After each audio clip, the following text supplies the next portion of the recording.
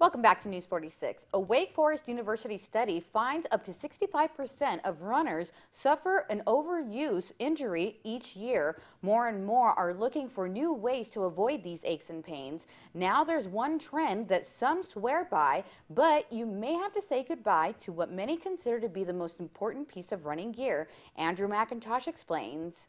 This health tip is brought to you by Humana. Visit our local office in the Pahrump Valley Junction Shopping Center or call 775-727-0871.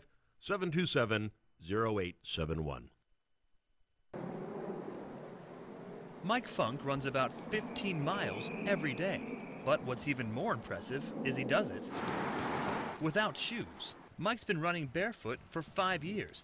He believes it prevents injuries. I run a lot lower to the ground, bend my knees more, shorten my stride. He says he's able to run longer and farther than he ever did in shoes, but his feet sometimes pay the price.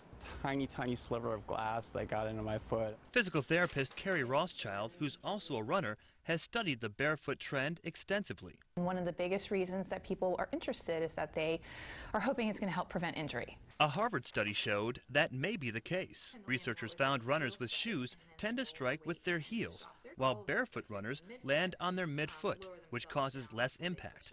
But Rothschild says scientists don't know if that translates into fewer injuries. I think the jury's still out. I feel like we still don't know for sure.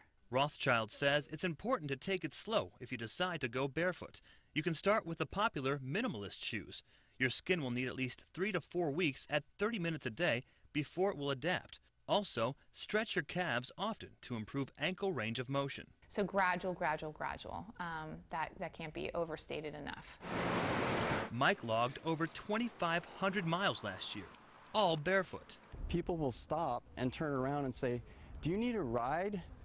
And I'm like, do I look like I need a ride? I mean, I'm not carrying a gas can or anything. I'm Andrew McIntosh reporting. Well, the American Academy of Podiatric Sports Medicine states because of lack of studies, the public should work with their doctor before deciding to incorporate barefoot running into a training program.